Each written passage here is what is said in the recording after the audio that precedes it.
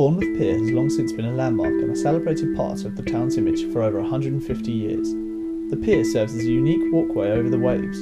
The construction that makes up the pier is a collaboration of wood and concrete built in 1979 in order to support the theatre and restaurant. The complex structure is a sight which many tourists and locals never get to see, with the cold water keeping them out. The public walk on top of this mass of beams, supports and aged timbers without ever knowing what lies beneath their feet. Bournemouth historian, author and seafront officer Andrew Emery explains more about this hidden part to the pier's past. If you wanted to be a seaside resort in Victorian times, you had to have a pier. It's the essential requirement. You can't consider yourself a resort without. The concrete structure of the pier neck and part of the end of the pier goes back to 1978. We've got a commercial operator on the pier at the moment running the theatre. That's going to run for another season. Unfortunately, the market has changed. People's expectations have changed, and there's a lot of competition with the pavilion and BIC for sort of theatre acts. The pier's structure also serves another purpose. The sand washed against the pier has created a surf break.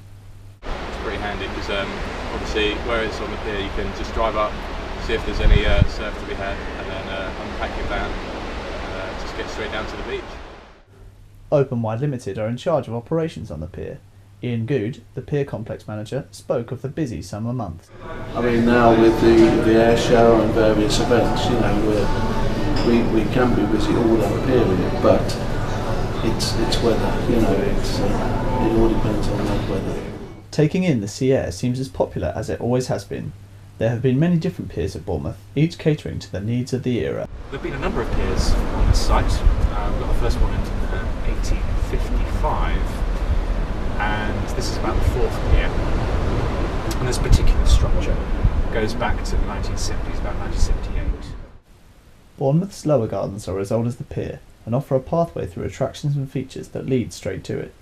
The two work in harmony to bottleneck people from the hustle and bustle of the town to the open air of the beach. The pier itself stands as a main focal point for the beautiful 7-mile stretch of sand. The pier is going to remain forever sort of a key landmark for Bournemouth. It is one of the key features of the town, so it will always be here, I would hope. Changes are happening at the seafront, with the demolition of the waterfront building turning into an outdoor amphitheatre. The pier itself is set to go through some changes. Bournemouth Council are proposing that the Pier Theatre be turned into an activity centre.